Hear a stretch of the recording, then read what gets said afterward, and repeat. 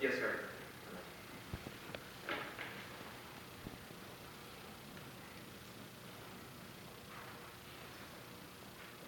My name is Jeff Latilko, 11220 Beechwood Court in Taylor is my home address. My father and I own Taylor Auto Salvage. I just found out this afternoon that there was going to be a vote regarding the tow contract and possibly awarding it. I've been a Taylor resident all my life. My parents, mom and dad, both Taylor residents. Their parents, Taylor residents all their life. Our business is in the city of Taylor. And we've been here for 35 years, since 1978, 40 years. We bid on the tow contract for the city, and we partnered up with Lions Towing. They're our business partners. We work with them every day. We actually have a facility that's approved for this type of business. We have an office that would be dedicated solely to the tow contract and dispatching the cars. The terms of the RFP seem to be excessively generous as they affected the tow contractor. I feel that I've towed probably more than 10,000 cars in my youth anyway. I don't really drive trucks anymore, but I can say that these tow guys are towing cars for me for $35 and $50 a tow. And to charge more than that off the public, I just can't imagine why we have to help them that much. So, that being said, I'm not sure why there has to be, the RFP was particularly generous, I feel. I actually think that we could afford to work for half the cost that the RFP was offering. Maybe it's the case that many of us, many of you, aren't that familiar with the tow business and the economics of it, but I can guarantee you that there's plenty of money to be made there, and these guys aren't starving. And as a service to the public, you have to consider, what does it cost to get your car towed? The people who generally this happens to they're broke. And so, if any of you have any questions and you'd like to learn a little bit more about this, even if you're not considering us, which I don't understand why we met all the qualifications of the RFP, and even if you don't choose to favor Taylor businesses. Earlier you guys talked about wanting to give tax breaks to a company because they located here. I'm not asking for tax breaks. I'm asking to help the community. So, I just thought that would be my piece to say. I appreciate what you guys do. I certainly understand that the Taylor Police Department can work with whoever they choose. This is their contractor. It's people they like, people they're friendly with, people they're comfortable with. I don't understand why we have to offer tow companies not located within the city of Taylor the rights to come in and tow our cars. Historically, this doesn't happen anywhere. And so it's a brand new thing in Romulus where they allow somebody else to come in from a distance away to tow the cars and impound them. But I think that it's a much greater service to the community to have a local company in the city doing the job and not hauling the cars some distance outside the border. Thank you so much. Mr. Chairman, Mr. Mayor. if I could just address a couple of the comments that the gentleman made. First of all, I just want to separate the difference. These are police tows. There are additional requirements. When we set out when we set forth the RFP, we benchmarked several communities and we sampled their pricing structure. 3 of the communities that were shared with the City Council were Farmington Hills, Novi, and Livonia. They're similar size to the City of Taylor. So we established the pricing based on what we felt were competitive rates other communities were using. So when you say that they're double, they may be more than like the local gas station that's towing for $50. I'm not sure, but in this proposal, The tow companies actually tow for me, these guys we're talking about. I do business with them and they tow to me for significantly less. If you let the mayor speak, please. please, let me just finish. So there are requirements in terms of these being police impounded vehicles. So I think that's why the rates are a little bit higher than maybe what you or other people are charging. But I can assure you one thing, if you call other communities, the proposed rates are very much in line with what other communities are charging. Secondly, back to your question about the partnership. I don't know how you guys submitted the RFP. but whoever submitted the RFP needed to be either located in the city of Taylor or within a 1 mile distance of the city of Taylor. You didn't have to be necessarily just here. And the reason why is we can't have our police officers driving 15 miles back and forth to handle police-related issues. That would delay time and cause other issues for us to deal with. So there is a requirement for them to be here or relatively close. It didn't require them to be just here, but it does require them to be close. Certainly. And if I could just address that, we actually have an office that was an entire building that would be dedicated to do the impound and release of cars. The tow company would actually be dispatched from Taylor. There would not be a separate facility for that. It would all be in Taylor. And secondly, our business partners, Lions Towing, they do the police impound towing for Woodhaven and Trenton. They're not some backwards gas station podunk guys. So I would say we need to talk to Woodhaven and Trenton as our benchmark, not necessarily somebody much further away. I understand the size issue.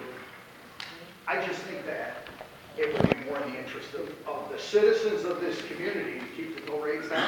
Mr. Chairman, Mr. Mayor. I do not see Taylor Auto Salvage that you ever bid on this. I see Lions Towing, and they were not in the geographical footprint required by the RFP. So I'm not sure how you submitted the partnership to purchasing, but the application was for Lions Towing, not Taylor Auto Salvage. I understand. That must be an oversight. Thank you, sir. Thank you for your time. No problem. Yes, ma'am.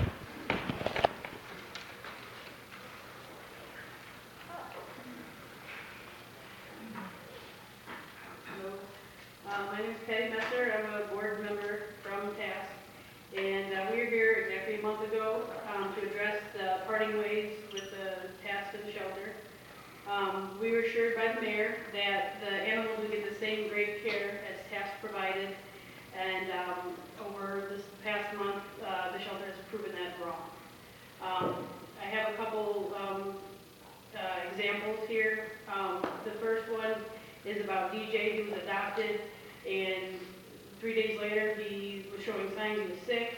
The owner took her to her own vet, and they said, keep an eye on him. Then 6 days later, he continued to get sick. He was lethargic. She had to carry him in and out of the house. She contacted the shelter, says, I need help, but my dog I adopted from you is sick. And they said, go ahead and take it to our vet and we'll pay for it. Well, the owner found out that the dog had parvo, and we spoke about that before, how deadly it is, how contagious it is, and how expensive it is to treat.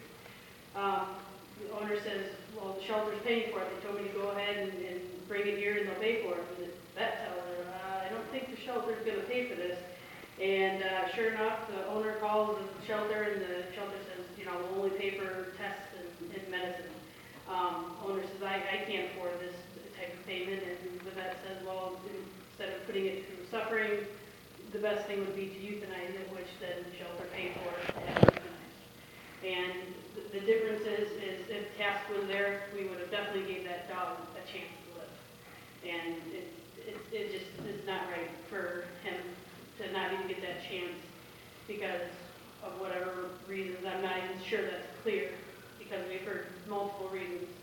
Another example, a dog was sick with pneumonia. The owner took it himself, found out he was sick with pneumonia, called the shelter, said, hey, I need help. I got, a dog here, adopted from you just recently, has pneumonia. Can you help me? And the shelter told her, you have to wait 10 days because my boss is on vacation for us to get this approved.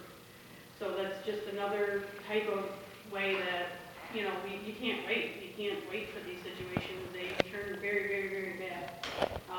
There's a third situation, but that lady, she's here to talk herself about it, so I don't have to, tell on her behalf. But it's upsetting to see that they're not getting the care that they should. I'm not sure if I know a lot of them are sick. It happens in shelters or whatnot. But then they need to get out. They need to get out of that shelter and treated, like fostered, treated to get away from the sickness so they're not just sitting in there in their own contaminated areas. I think there needs to be some kind of change done at the shelter. The same people, a lot of the same people have been there, and some of the new people, they don't know what they're doing, they're causing a lot of problems, they're causing a lot of controversy, and I think there needs to be some kind of change going on there. And I would hope, after this long, that more council people would realize this and see that that was not right for them to not want our help for these animals. I hope more people would step up and do something for these animals.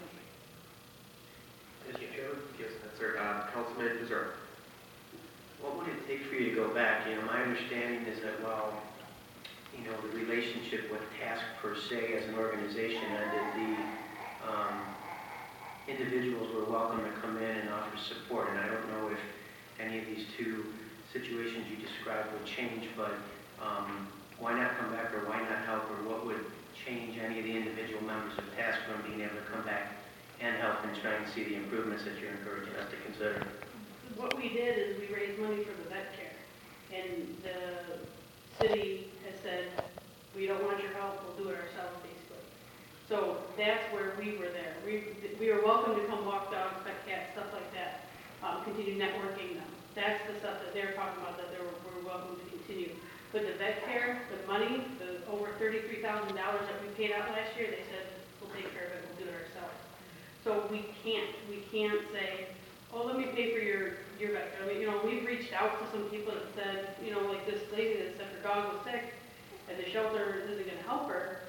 We've reached out to them and you know, they set up a GoFundMe, you know, stuff like that. We've got still well over 13,000 people on our page that can see and help. And so we're still trying to help as much as we can, but as far as paying for things, we're not allowed to. Mr. Chairman. Mr. Mayor. That's not exactly accurate. You're welcome to make payments directly to the vet. You're welcome to make do fundraising and make payments to the city of Taylor. We adopted a policy last meeting that gives some governance of how the money is allocated and how it will be used. You're welcome to come back to the shelter and participate, but what you're not welcome to do is the duties of our employees. That's what we have them there to do. We have to allow them to continue to be managed by our managers. We never said you're not welcome, but we couldn't stay in the existing relationship. Fundraisers were happening at Saturdays at the animal shelter, and the city of Taylor lost control of how the proceeds were going out. And so if you guys want to raise money and pay the vets directly or make the contribution to the city of Taylor Animal Shelter, you're more than welcome to. What duties are you referring to that we're not allowed? Because we didn't. I'm just speaking in general. Oh, okay, well, we're not asking to do their duties. We were there, and anything that happened at those adoption events on those Saturdays, that we raised money was for the vet care. It never said it was for the Taylor Animal Shelter, it was for the animal that's in the pet, for the vet care for them. So there really shouldn't have been confusion, or like you mentioned the last time, the accounting issues, you know, stuff like that. There's no accounting of it because it's not your thing. It's our thing. It's TASK's thing that we raise the money, and we would actually transport them ourselves as well to the vet and take care of the bills. You guys never saw a bill at all. Mr. Chairman? Mr. Mayor. And all that can continue. You would just make the payment directly to the vet. We have a couple of approved vets that we use. So you guys, if you guys are interested in continuing to help, you're certainly more than welcome to. But the existing structure had to change. Okay, I guess in speaking with the vet as well, the vet, I've used them in the past, they're good, but they're also 3 times the amount that our vet that we use for it. It's right down the street. But ma'am, we have to use approved vets. We bring them with approved rates. We bring those rates to city council to adopt. Those are the restrictions of government. We have to do things in an approved manner. Okay, how do we go about making that change? We would have to bring another vet. If another vet wanted to offer services, we could consider, when we set the rates and bring those rates forward, we can consider adding a second vet. We have had other vets in the past, and the relationships start, and then they stop for various reasons. So I know the current relationship we've been in for a couple of years now, and it seems to work well. But some events are more than others. I mean, I certainly understand that, but they are our approved events.